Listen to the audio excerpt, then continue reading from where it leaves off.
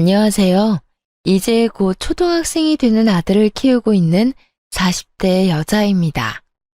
아이의 입학이 곧 다가오자 어쩔 수 없이 애아빠인 전 남편이 생각나곤 하는데요. 정말 인생에서 지워버리고 싶은 인간이에요. 두 번 다신 기억하고 싶지 않지만 아들에겐 아빠가 필요한 시기잖아요. 그러다 보니 떠올리기 싫어도 떠오를 수밖에 없더군요. 하지만 다행스러운 점은 아들이 전 남편을 전혀 찾지 않는다는 점입니다. 저 역시 이혼을 결심한 순간부터 지금까지 단 한 번도 후회한 적 없어요. 그러면 어떻게 이혼하게 되었는지 본격적으로 이야기 시작해 보겠습니다. 남편과 전 소개팅으로 만난 사이였어요. 처음엔 솔직히 남편의 외모가 마음에 들었습니다. 몇 번 만나다 보니 다정한 성격도 좋더라고요. 그렇게 2년 남짓한 시간을 만나오는 동안 남편은 한결같았습니다. 항상 저를 아껴주고 사랑해 주었죠. 그런 남편의 모습을 보며 자연스럽게 결혼까지 결심하게 되었고요. 그렇게 남편과 결혼했고 결혼 3년 차 임신을 하게 되어 출산까지 무사히 했어요. 당시 회사에 다니고 있었는데 시간이 흘러 어느덧 육아휴직이 다 끝나가더라고요. 남편과 함께 고민에 빠지게 되었죠. 우선 친정과 시댁 모두 가깝게 살고 있지 않기도 했고요. 양가 부모님 모두 나이가 있으신 터라 아들을 봐줄 만한 기력이 없는 상황이었어요. 복직을 한다면 아들을 하는 수 없이 어린이집에 맡겨야 하는 상황인데 남편과 저는 잘해도 6시가 넘어야 집에 돌아올 테니 아이가 힘들 것 같더라고요. 그렇게 고민이 깊어지던 어느 날 남편이 큰 결심을 한 듯 말하더군요. 다름 아닌 퇴사를 하라고 말이죠. 여보, 내가 생각 많이 해봤는데 그냥 당신 퇴사하는 건 어때? 우리 주민이 생각하니까 도저히 마음이 안 놓여서 안 되겠어. 저 어린 걸 아침부터 저녁까지 어린이집에 어떻게 보내? 뭐? 퇴사? 내가 퇴사하면 당신이 너무 힘들어지지 않을까? 아무래도 버는 돈이 적어질 텐데 당신 부담도 커질 테고 말이야. 그래도 내가 한 집의 가장인데 그 정도 부담감은 어깨에 얹고 살아야지. 다른 건 몰라도 돈 때문에 망설이는 거면 그냥 퇴사해. 내가 더 열심히 벌면 되니까. 당신 지금은 이렇게 말해놓고 나중에 딴소리 할 건 아니지? 막 생활비로 눈치를 준다거나 나한테 쓸데없는 돈 쓴다고 핀잔 두면 안 돼? 에이, 당신은 날 그렇게도 몰라? 내가 그런 걸로 눈치나 줄 사람으로 보여? 우리 연애까지 합치면 5년 넘게 보고 살았어. 그 정도 봤으면 나 잘할 텐데. 사람 일이란 건 어떻게 될지 모르는 거니까 하는 말이야. 어쨌든 당신이 그렇게까지 말하니까 나도 진지하게 생각은 해볼게. 더 생각하지 말고 그냥 퇴사해. 애는 엄마가 봐야지 안정감도 느끼고 건강하고 밝게 자라는 거야.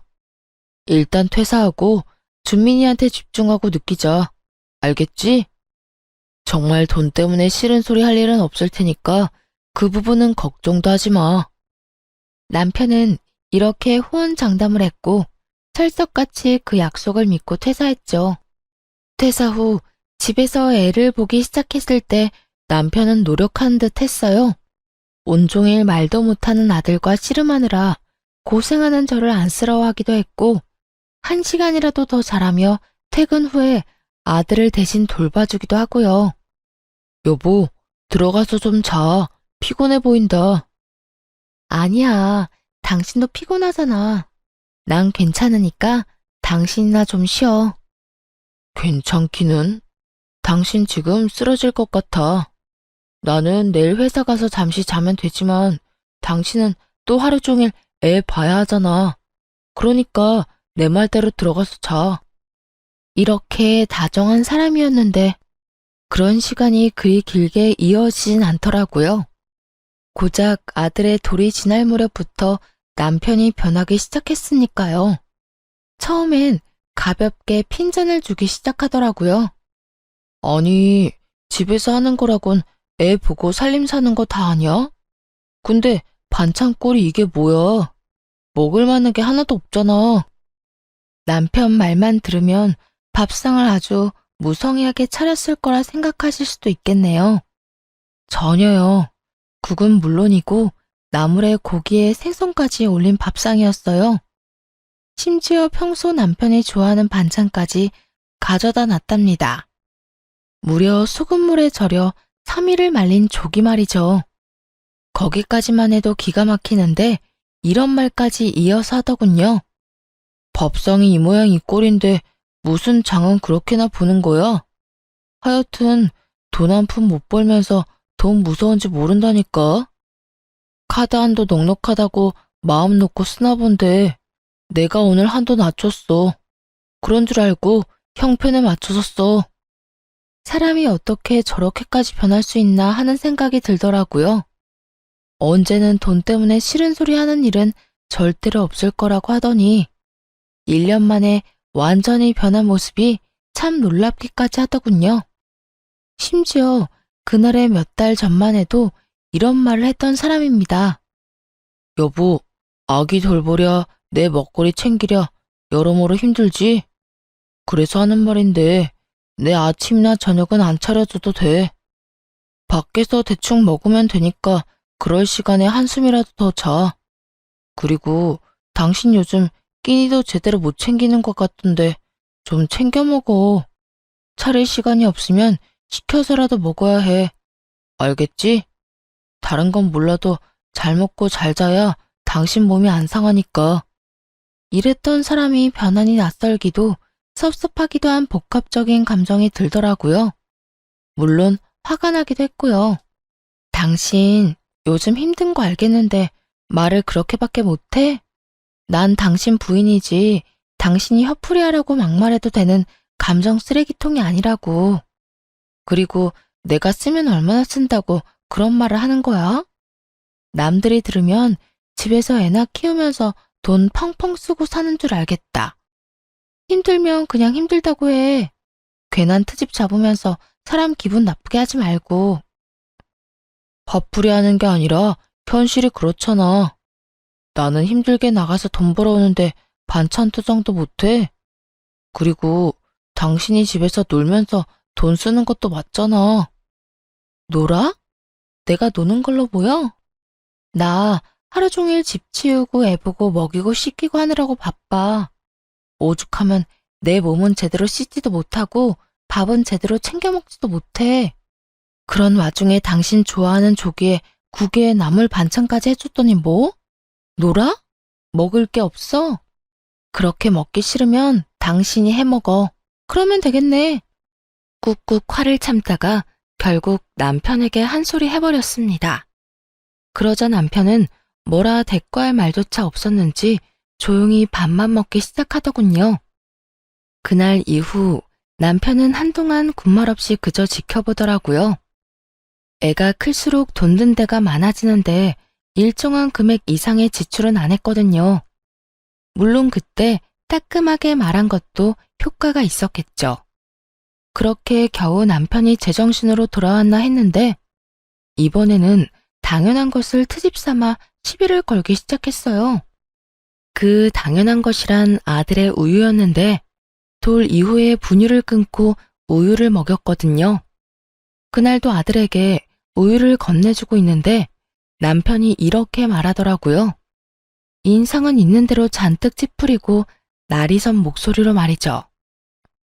그 우유는 도대체 언제까지 먹어야 하는 거야?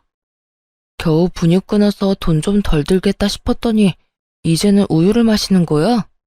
우유값 때문에 허리가 휘겠네 휘겠어. 순간 잘못 들은 것인가 하는 생각도 들더라고요. 들은 말이 그만큼 황당하고 어이가 없었으니까요. 다른 것도 아닌 아들이 먹어야만 하는 우유를 가지고 저딴 말을 하다니요. 도무지 참을 수가 없어 남편에게 더욱 단호하게 말했죠. 당신 진짜 계속 이런 식으로 눈치 줄 거야? 나 퇴사시킬 때 뭐라고 했어? 다른 건 몰라도 돈 때문에 눈치 주는 일은 없을 거라며. 내가 뭘 어쨌다고 그래? 몰라서 물어? 다른 것도 아니고 애한테 꼭 필요한 우유 먹이는 건데 뭐? 그걸로 허리가 휘네 마네. 하루 종일 툴툴거렸잖아. 그것뿐이야. 생활비 가지고도 입댄 적이 한두 번이 아니야. 당신 이러려고 나 퇴직하게 만들었어? 이러려고 잘 다니던 회사 그만두라고 했냐고. 계속 이런 식으로 할 거면 당신이 회사 그만두고 집에서 살림하고 육아나 해. 내가 어떻게 해서든 당신 벌어오는 만큼 벌어올 테니까. 노발대발하며 쏘아대자 남편은 되지도 않은 말로 상황을 모면하려 애쓰더라고요. 아니, 난 우리 아들이 너무 많이 먹어 돈이 아깝다는 게 아니라 우리 준민이가 잘 먹으니까 더 열심히 돈 벌어야겠다는 의미로 한 말이었어. 오해하지 마. 이 말 같지도 않은 변명을 듣는데 더욱 화가 나더라고요. 그래서 단호하게 한 번 더 남편에게 경고를 해주었죠. 오해? 누가 들어도 짜증났다는 말투였거든?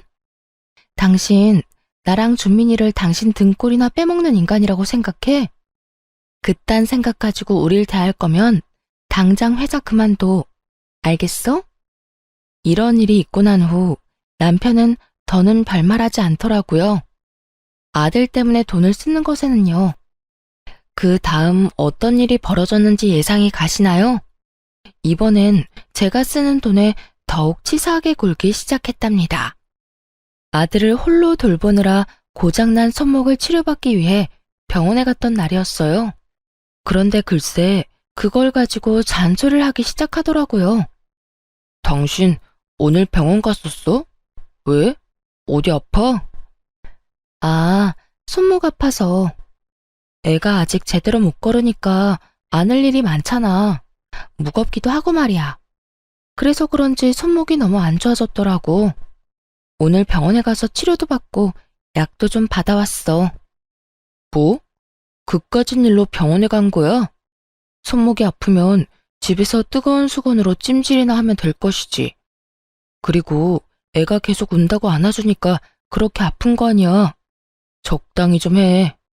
애 좀 운다고 어떻게 되는 것도 아닌데 뭘 그렇게 극성을 떨어서 괜한 돈을 써? 그 순간 참아왔던 서러움이 폭발하는 기분이 들더라고요. 몸이 아픈데 저딴 식으로 치사하게 나오니 눈물이 다 날 지경이었어요. 다른 것도 아니고 애를 보느라 병이 생긴 것인데 말이에요. 당신은 내가 아프다는데 걱정은 되지도 않아? 당신 자식 안아주다가 병이 생겼다는데 걱정은커녕 돈 이야기만 하고 싶냐고. 고작 10,000원도 안 썼어. 치료하고 약 타온 돈 합쳐봐야 8,900원이라고. 이것도 마음대로 못 쓰게 하려고 나 회사 그만두러 간 거야? 이렇게 내가 쓰는 돈 아까워할 거면서 그때 회사는 왜 그만두게 했어, 왜? 여보, 그런 뜻이 아니야. 아깝다는 게 아니었다고. 남편은 또다시 되지도 않는 변명을 해대려고 했어요. 하지만 더는 그 신뢰감이라곤 하나도 없는 말을 듣고 싶지도 않더라고요. 그래서 남편의 말을 막아버렸죠. 됐어. 당신 하려는 말이야 뻔하고 그 말 믿기지도 않아. 매번 미안하다 그런 뜻이 아니었다고 말하면서 하는 행동은 똑같잖아. 다 됐고 이까지 카드 가지고 가. 그리고 지금부턴 생활비 입금해. 그 돈을 내가 어떻게 쓰든 간섭하지 말란 말이야. 알겠으니까 화 좀 그만 내. 애 놀라겠다. 그쯤 되니 누구조차고 퇴직했나 헷갈릴 지경이었어요. 남편 때문에 아들에게 뭐 하나 해주는 것도 눈치가 보일 지경이었고 무엇보다 그런 신세가 행복하기는커녕 한탄스럽게까지 했으니까요. 남편은 그날 바로 생활비를 입금해 주었습니다. 넉넉한 돈은 아니었지만 퇴직 이후 처음으로 경제적인 자유가 느껴지더라고요. 하지만 이대로 만족하면 안 된다는 생각이 들었어요. 또 어떤 이유를 대며 남편의 잔소리가 시작될지 모르잖아요. 더는 돈 때문에 이렇게 마음고생하고 싶지도 않았고요. 그래서 아직 쓰지 않았던 퇴직금으로 뭐라도 해보기로 했습니다. 알아보니 무인 아동복 매장이 괜찮은 것 같더라고요. 초기 자본도 가진 돈으로 충분히 될 수 있었고 아들과 함께 일할 수도 있었어요. 그래서 바로 아동복 매장을 열었습니다. 혹시 몰라 남편에게는 비밀로 하고 일을 시작하게 되었어요. 그렇게 시간은 흘러 아이는 어린이집에 가도 무리가 없을 만큼 자랐습니다. 다행히 매장도 자리를 잘 잡았어요. 어느새 매출은 남편에게 받는 생활비를 넘긴 상태더라고요. 그래도 그 돈을 함부로 쓰지 않고 앞날을 위해 차곡차곡 모아두었어요. 이렇게 말씀드리면 엄청난 돈을 벌었다고 오해하실 수도 있는데 워낙 남편이 주는 생활비가 적었던 터라 쉽게 넘길 수 있었어요. 아무튼 남편에겐 계속 비밀로 하면서 생활비가 모자랄 땐 충당하며 살고 있었죠. 그러던 어느 날 친정에서 연락이 왔더라고요. 딸, 어떻게 하니? 너희 아빠 또 수술해야 할 것 같아. 정말? 어떻게 하긴 어떻게 해. 수술하면 되지. 왜? 수술비 때문에 그래? 그렇지 뭐. 수술비가 한두 푼도 아니고 이미 너희 아빠 뒷바라지 하느라 돈도 없어. 이 일을 어쩌면 좋니? 엄마, 돈 걱정하지 말고 아빠 수술 날짜나 잡아. 내가 해결해 줄 테니까. 슬프게도 친정아빠가 수술을 받아야 할 일이 생겨났습니다. 아빠가 이미 오래 지병을 앓으셔서 친정엔 돈이 많이 남지 않은 상황이었어요. 딸 된 도리로 그간 모아뒀던 돈으로 친정에 도움이 되어야겠다는 생각을 했죠. 그렇게 수술 날만 기다리고 있는데 남편 놈이 먼저 아빠 이야기를 꺼내더라고요. 이때껏 친정 이야기는 꺼내지도 않던 인간이 어떻게 한 것인지 모르겠지만요. 갑자기 대화를 하자길래 무슨 이야기인가 싶어 들어보니 정말 가관이더군요. 이야기 들었는데 혹시나 해서 하는 말인데 우리 돈 없어. 아니, 난 장인어른 수술비 줄 돈 없어. 그러니까 혹시라도 당신 나한텐 돈 이야긴 꺼내지도 마. 뭐? 지금 뭐라고 했어? 장인어른 수술비 못 준다고. 당신도 알다시피 나 혼자 버는데 수술비처럼 큰 돈이 어디 있어. 혹시나 당신이 수술비 이야기 꺼낼까봐 내가 먼저 말하는 거야. 어차피 남편에게 그 돈을 받을 수 있을 거란 생각은 하지도 않았어요. 그런데 막상 남편이 저딴 식으로 기분 나쁘게 말하니 오기가 생기더라고요. 이때껏 내가 이 집에서 해준 일이 얼만데 하는 생각이 들기도 했고요. 내가 이때까지 이 집에서 살림하고 애 돌본 시간을 시급으로 치잖아? 그럼 우리 아빠 수술은 시켜주고도 남아. 그런데도 수술비에 보탤 돈이 없다고? 좋아. 많이 양보해서 수술비의 절반만 받을 테니까 그건 내놔. 알겠어? 그러자 남편은 노발대발하며 화를 내기 시작하더라고요. 돈은 죽어도 못 주겠다면서 말이죠. 그걸 왜 나보고 달래? 내가 그런 돈이 어디 있다고? 나 혼자 벌어서 생활비 주고 내 용돈 조금하고 남는 돈이 어디 있었겠어? 집에서 살림하는 건 당신이 사는 곳이기 때문이고 애 봐주는 건 당신 자식이기도 하니까 당연히 다 해야 하는 의무잖아. 그거 했다고 나한테 돈을 달라고 하면 안 되지. 그리고 사실상 장인어른이 내 아버지도 아닌데 내가 그 돈을 왜 줘? 아, 그래? 그런데 왜 그 당연한 의무는 나만 가져야 해? 당신도 사람을 부려먹었으면 의무적으로 돈을 내놔야지. 난 어떻게 해서든 당신 주머니에서 병원비 절반을 꺼내갈 테니 그런 줄 알아. 그날 이후 남편은 그까짓 돈이라고 하며 저를 무시하기 시작했어요. 웃기는 건 뭔지 아세요? 무시하는 말과는 달리 돈은 끝까지 안 줬다는 거예요. 수술 날짜가 다가오면 다가올수록 남편 놈은 예민해지더군요. 그 꼴도 보기 싫어 욕이 나오려는데 남편은 귀엽고 험한 말이 나오게 했습니다. 바로 시댁과 관련된 일 때문이었어요. 시모는 연락을 자주 하는 편이 아니었는데 그날은 어쩐 일로 연락을 했더라고요. 남편이 전화를 잘 안 받는다면서요. 어머님, 무슨 일이세요? 그게 우리 아들이 연락이 안 돼서 말이야. 다른 게 아니라 이번에 사준 명품 구두 말이다. 아무래도 한 사이즈 큰 걸로 바꿔야 할 것 같아. 아들이 같이 가주거나 영수증이 있어야 할 것 같은데 연락이 돼야 말이지.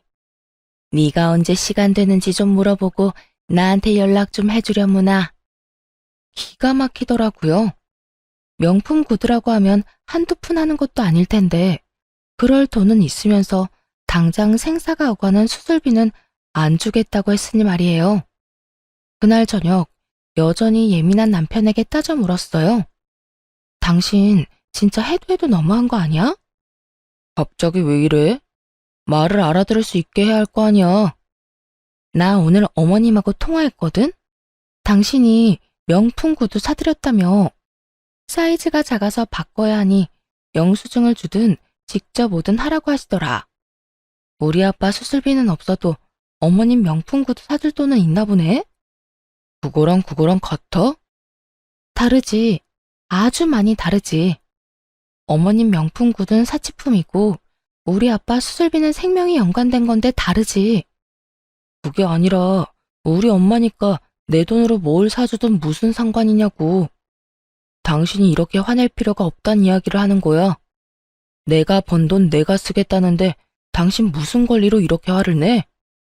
권리? 지금 권리라고 했니? 당신이 벌어서 쌓은 돈에는 내 몫도 있어.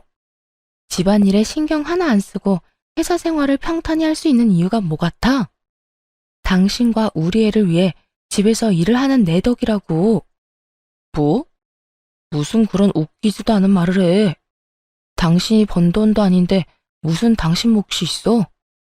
그래, 당신 아빠 수술비 절반은 줄 테니까 힘들게 일하고 온 사람 괴롭히지 좀 마. 당신이 이렇게 쪼지 않아도 어련히 알아서 줄 테니까. 언제 내가 안 준다고 그랬어? 준다고 그랬잖아. 남편은 적반하장으로 화를 내며 그까지 수술비 준다고 큰 소리를 쳤습니다. 그런 인간에게 상식을 들이대봤자죠.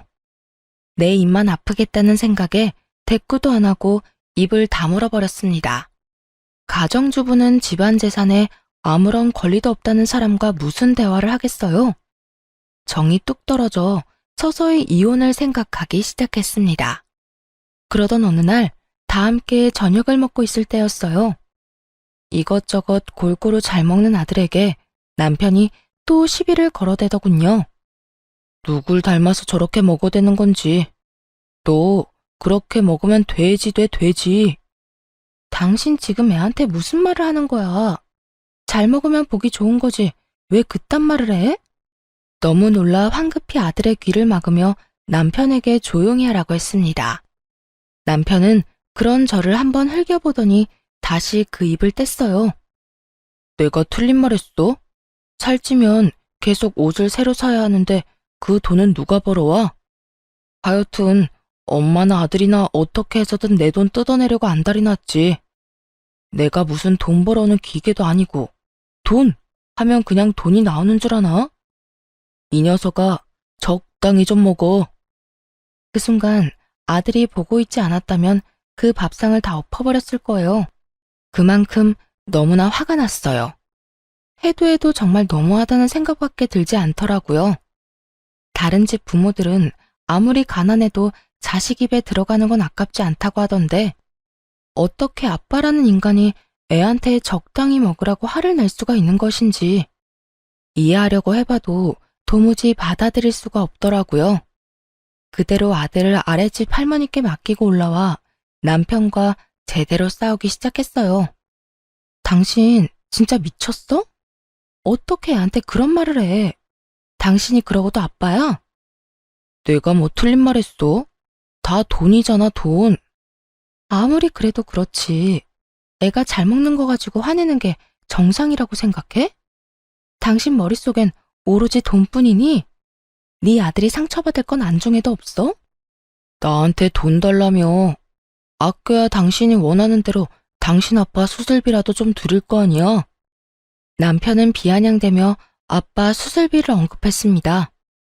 역시나 수술비가 남편 놈의 심기를 건드렸던 거였어요. 그 말을 듣는데 정말 그 돈만큼은 꼭 받아야겠다는 생각이 들었어요. 아, 그래? 그러면 지금 당장 줘. 이때껏 우리한테 많이 아꼈으니 그 돈 당장 줄 수 있을 거 아니야. 당신은 나 보면 돈밖에 생각이 안 나냐? 나한테 맡겨놓은 돈이 있는 것도 아니면서 왜 자꾸 돈을 달래? 당신이 그따위로 구니까 돈 타령을 하지. 방금 한 말 기억 안 나? 아껴야 우리 아빠 수술비라도 줄 거 아니냐며. 돈 이야기 먼저 꺼낸 건 당신이야. 그렇게 한참을 돈 이야기를 하며 싸웠어요. 그러다 어느 순간 남편이 갑자기 저를 멍하니 보더니 이혼하자고 하더군요. 우리 이혼하자. 뭐? 지금 이혼하자고 했니? 지금 이혼하자고 할 사람이 누군데 이 인간이 감히? 이 상황이 믿기지 않아 다시금 남편에게 되물었어요. 그러자 남편은 고개까지 끄덕이며 이혼하자고 말하더군요. 이혼해. 아무리 생각해도 내가 당신 아빠 수술비를 왜 줘야 하는지 모르겠어. 정확히는 내가 왜 당신 친정일까지 다 책임져야 하는 건지 모르겠다고.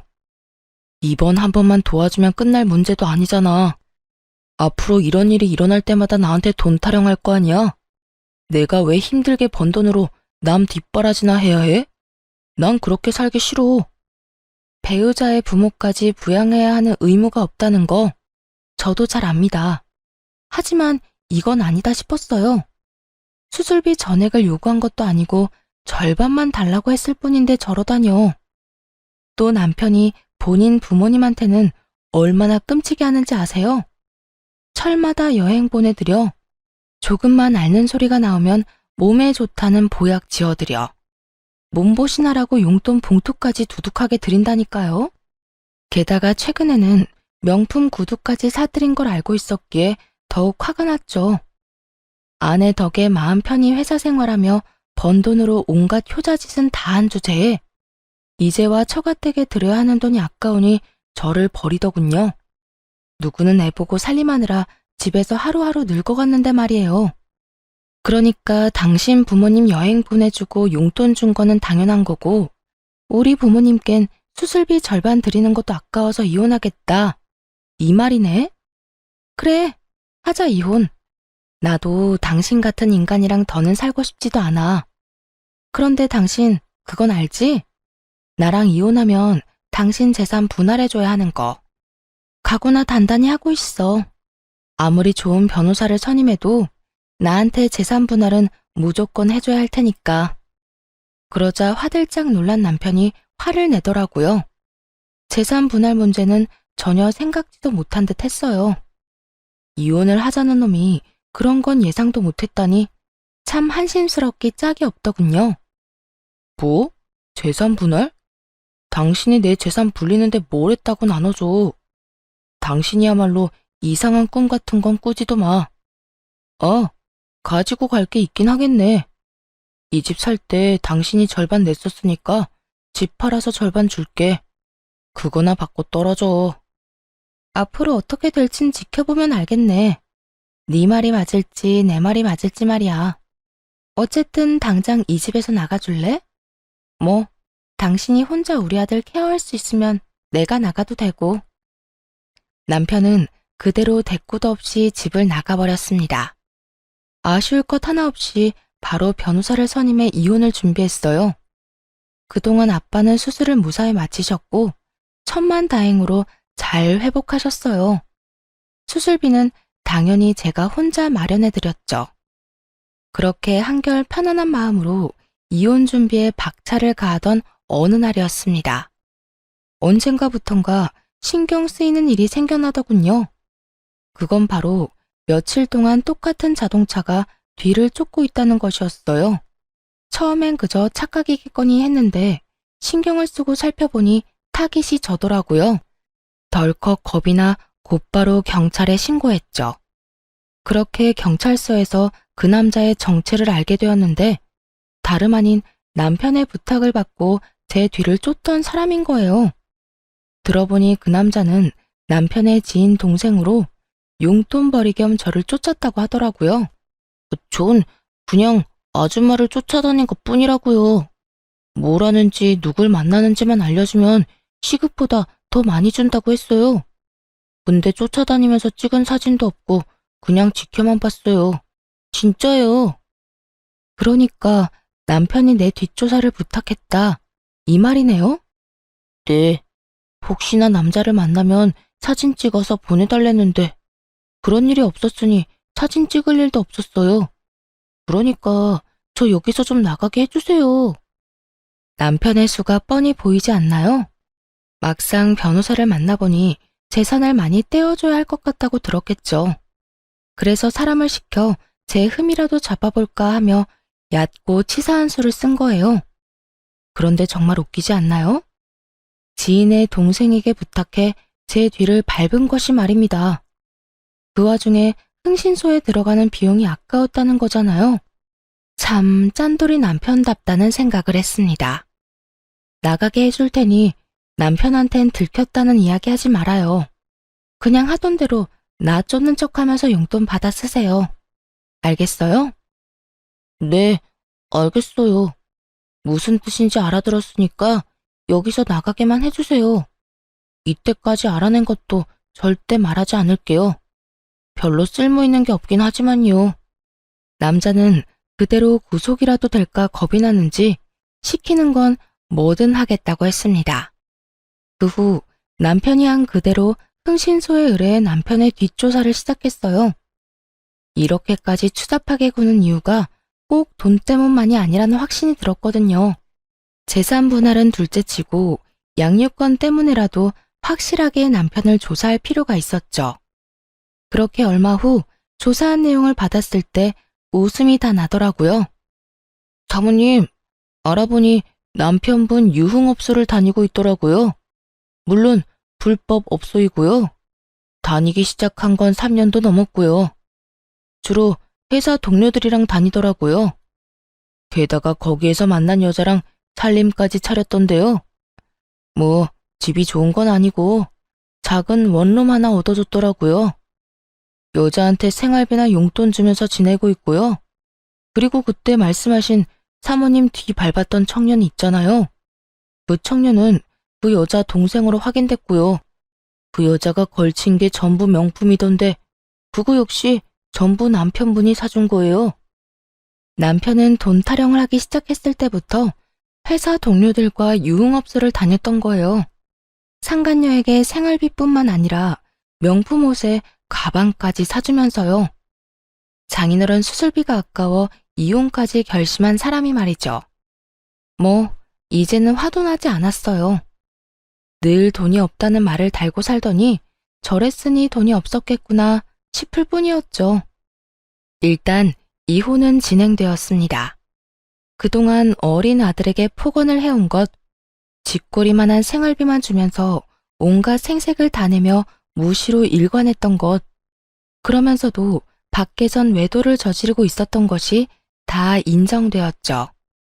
다행히 양육권은 물론이고 재산 분할까지 유리한 쪽으로 판결받게 되었어요. 물론 상간녀 소송도 해서 상간녀에게 위자료도 받았고요. 그런 와중에 전 남편 놈이 뭐라고 했는 줄 아세요? 이럴 줄 알았으면 그냥 수술비나 주고 말았지. 재산 분할에 위자료까지 이렇게 많이 주게 될지 몰랐는데 이게 뭐야? 변호사 비용은 비용대로 들고 돈은 돈대로 뜯기고. 아니, 무슨 법이 이래? 참 대단하지 않나요? 그딴 말을 짓거리는 전 남편 놈을 보는데 그저 대단하단 생각밖에 들지 않더군요. 이대로 끝이냐고요? 그럴 리가요. 그 후에도 전 남편은 여전히 그 유흥업소를 들락날락했습니다. 그래서 그 사람이 업소에 또 갔다는 이야기를 듣자마자 경찰에 신고해버렸어요. 소문이 쫙 퍼져 유흥업소를 다녔던 사람들과 함께 회사에서 잘렸다고 하더군요. 이미 상간녀에게 돈을 쏟아부었는데 위자료 지급에 해고까지. 전 남편은 완전히 아무것도 없는 신세가 되었죠. 그 뒤 아들을 만나는 날 거짓골로 나타난 전 남편이 갑자기 하소연하기 시작했어요. 꼴이 왜 그래? 밥은 먹고 다녀? 다른 날도 아니고 아들 만나러 오는 날인데 좀 신경 쓰고 오면 안 돼? 내가 지금 그런 거 생각할 처지가 아니야. 나 요즘 원룸에서 지낸다. 당신한테 위자료 주고 벌금 내고, 게다가 회사에서도 잘리는 바람에 양육비를 겨우 주고 있다고. 이 마당에 내가 아들 신경 쓰게 생겼어? 그래서 뭐, 그런 와중에 양육비는 줘서 고맙다고 인사라도 해주길 바라는 거야? 그런 뜻이 아니라 그만큼 힘들다는 말을 하는 거야. 내가 땡전 한 푼 없다고 그 여자도 도망갔어. 이때까지 해준 게 얼만데. 내가 사준 가방 좀 팔자고 하니까 바로 다음날 짐 싹 싸서 도망간 거 있지? 믿을 사람 하나 없다더니 어떻게 나한테 그럴 수가 있어? 들어보니 상간녀는 뒤도 돌아보지 않고 도망을 갔다고 하더라고요. 전 남편에게서 더는 빼먹을 것도 없고 받은 것까지 뺏길 위기에 처하니 그랬겠죠. 그래서 남편은 상간녀와 함께 살고 있던 원룸에서 혼자 지내고 있다고 했어요. 아들과는 눈도 마주치지 않는 남편의 모습에 더는 의미가 없다는 생각이 들었어요. 당신 진짜 제정신 아니구나. 나한테 한 짓이 얼만데 내 앞에서 하소연이나 하고 싶어? 그딴 말 할 거면 애 보자고 하지 마. 애랑 시간은 같이 보내지도 않으면서 왜 꼬박꼬박 만난다고 그 성화야? 내가 오죽했으면 아들 보러 와서 이런 말이나 하고 있겠어. 당신도 참 여전하다. 어떻게 된 사람이 감정이란 게 없어? 당신은 이 모양 이 꼴로 사는 내가 불쌍하지도 않아. 당신이 다 자초한 일인데 내가 왜 불쌍히 여겨야 해? 그러게 인생 좀 똑바로 살지 그랬어. 그딴 데서 만난 여자가 당신한테 지조나 지키면서 살 줄 알았어? 다 목적이 있으니까 당신 옆에 붙어 있었던 거지. 뭐? 진짜 말 그따위로밖에 못해? 이렇게 말해주는 것도 감지덕지 여기며 살아. 더 할 말 없으면 이만 갈 테니까 양육비나 제대로 보내. 그렇게 당시 지내고 있던 친정에 아들과 함께 돌아왔습니다. 경고했음에도 그 후론 잘 들어오던 양육비마저 입금되지 않더군요. 차라리 잘 됐다는 생각이 들기도 했어요. 사실 아들도 아빠를 전혀 보고 싶지 않아 했거든요. 그렇게 서로 얼굴 보지 않고 사는 대신 양육비 받은 셈 치자 싶었던 것이죠. 그런데 몇 달이 지난 어느 날 전 남편이 친정으로 찾아왔더라고요. 마지막으로 본 모습보다 더 거짓골을 하고 말이에요. 여보, 당신 가게 대박 났다며? 나 다 들었어. 언제 그런 가게를 차린 거야? 당신 정말 대단하다. 여기까지만 들어도 전 남편의 추악한 계획을 알 것 같더라고요. 제가 사업을 해서 대박 났다는 소식을 듣고 빌부터 볼까 하며 찾아온 것이었어요. 도대체 어디서 어떻게 저런 소식을 전해 들었는지 알지는 못하겠지만요. 그 이야기는 또 어떻게 들은 거야? 그래, 나 대박 났어. 그런데 그게 왜? 당신이랑 아무 상관도 없는 일이잖아. 에이, 무슨 말을 그렇게 섭섭하게 해. 우리가 이혼은 했어도 우리 사이에 아들이 있는데 완전히 남남이 될 수는 없잖아. 아들? 아들 생각하는 사람이 아들 먹는 거 입는 걸 그렇게 아까워했어? 유흥업소나 들락날락하면서? 당신 지금 이러는 거 가증스러워. 왜 갑자기 아들 사랑하는 아빠 코스프레야? 같이 살 때는 아들 한번 제대로 안아준 적도 없었으면서. 잘못을 오목조목 짚어주자 전 남편은 할 말이 없었는지 조용히 듣기만 하더군요. 그러다 갑자기 무릎을 꿇고 빌기 시작했어요. 여보, 이때까지 내가 당신이랑 우리 아들한테 잘못하고 살았던 거 알아. 그땐 딴 곳에 정신이 팔려서 무슨 짓을 하고 있는지도 모르고 살았었어. 내가 정말 미쳤었나 봐. 그딴 짓이나 하고 돌아다니다니. 당신 같은 여자랑 금쪽 같은 내 새끼한테 탕 쳐주는지도 모르고 말이야. 그러다 울겠다 울겠어. 꼴 같자는 반성 그만하고 준비한 말이나 꺼내놔. 그 되지도 않는 반성하는 연기 더는 보고 싶지도 않아. 연기라니. 난 진심이라고. 그리고 딱히 준비한 말은 아닌데 나 진짜 반성 많이 하고 깊게 후회했어. 그래서 하는 말인데, 우리 다시 같이 살면 안 될까? 아니나 다를까 전 남편은 눈치를 살피며 재결합하자고 하더라고요. 그것도 아들을 내세워서 말이죠. 우리 아들을 아빠 없는 애로 키울 거야? 지금은 괜찮은지 몰라도 점점 자라면서 내가 필요한 상황이 많아질 텐데, 더군다나 딸도 아니고 아들이잖아. 아들은 크면 클수록 아빠 손이 필요하다는 거 알지? 그러니까 우리 아들 생각해서라도 나 좀 받아줘. 내가 앞으로 잘할게. 너 진짜 미쳤지? 감히 내 아들을 핑계로 재결합을 운운해? 진짜 끝까지 최악이구나. 네가 한 짓이 있는데 어떻게 이제 와서 그딴 말을 해? 그러니까 내가 이렇게 빌잖아. 정말 반성 많이 했다니까. 지나간 과거는 과거로 묻어두고 우리 아들 앞날만 생각하자. 응? 웃기고 있네. 네가 지금 내 돈 보고 이러는 거 모르는 줄 알아? 왜? 가게 대박 났다고 하니 내가 돈방석이라도 안 준 줄 아니? 왜? 아니야? 알아보니까 당신 가게 엄청나게 잘 된다고 하던데. 다 빚이야, 빚. 가게 차리는데 한두 푼 드는 줄 알아? 내가 저 빚 갚는다고 등골이 휘는데 이 와중에 당신까지 책임져 주길 바래? 시험 삼아 거짓말로 가진 거라곤 빚밖에 없다는 말을 해봤습니다. 그러자 전 남편은 그제야 가면을 벗고 욕을 하며 몸을 일으키더라고요. 그것이 전 남편의 본 모습이었던 것이었죠. 어이씨, 그런 거였으면 진작 말했어야 할 거 아니야. 괜히 시간 낭비만 했네. 하긴 당신 같은 여자가 돈방석에 앉았으면 너도 나도 다 가게 차렸겠지. 게다가 위아래로 훑어보며 비아냥대기까지 했어요. 곧 자신에게 닥칠 앞날을 알지도 못한 채 말이에요. 그래, 이게 당신 본 모습이지. 반성은 개뿔. 그것도 다 연기지? 그래, 내가 반성할 게 뭐 있어?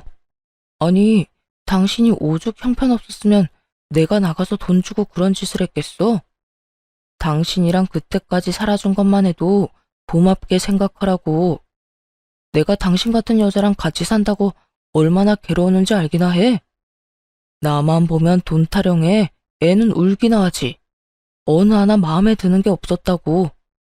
고삐 풀린 망아지처럼 폭언을 뱉는 전 남편에게 참지 못하고 손을 올려버렸어요.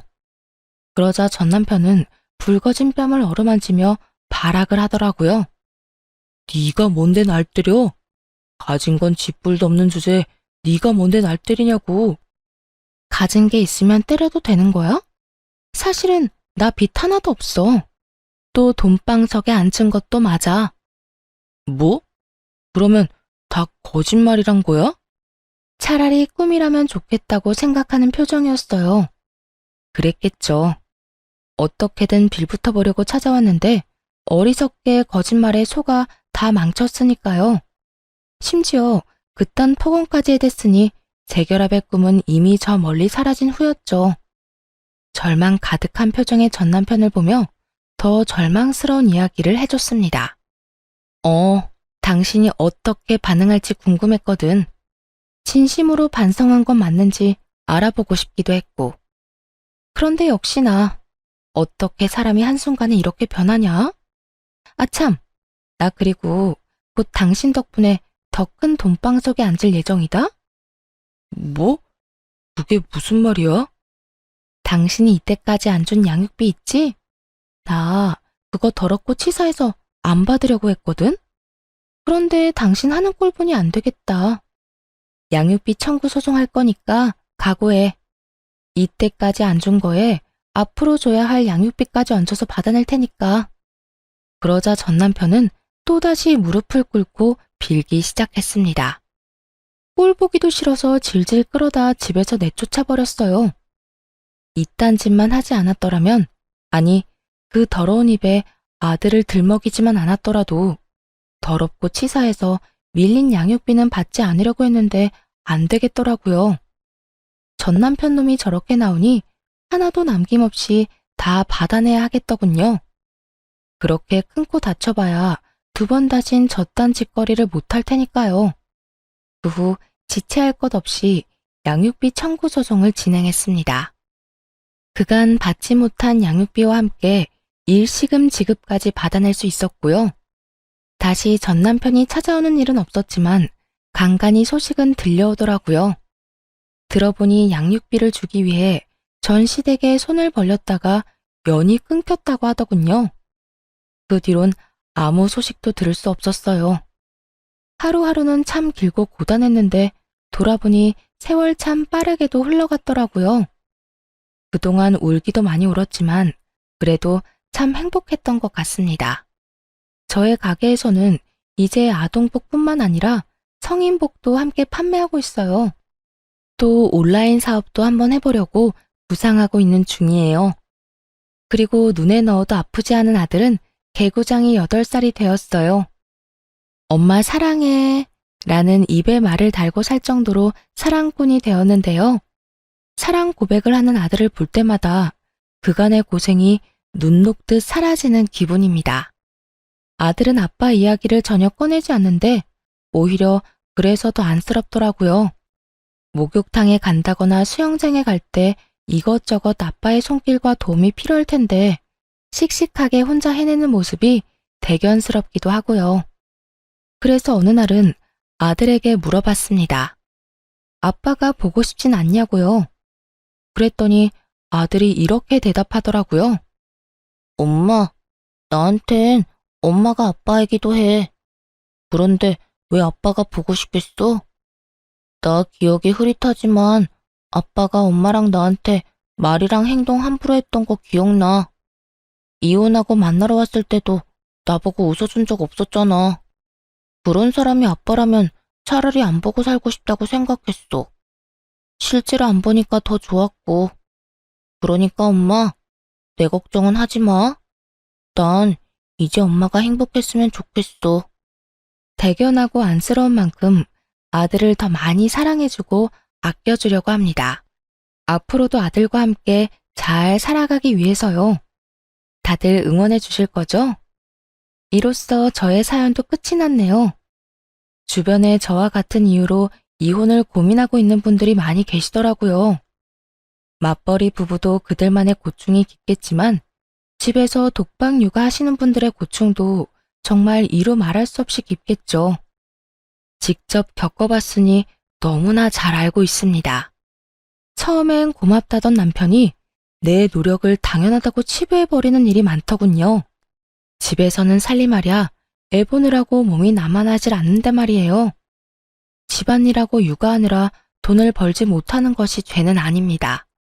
가정주부, 한 아이의 엄마라는 직업이 얼마나 대단한 것인지 우리는 알고 있잖아요.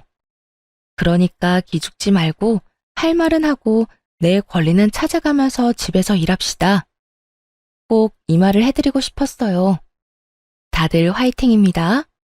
긴 글에 함께 해주신 분들 감사합니다.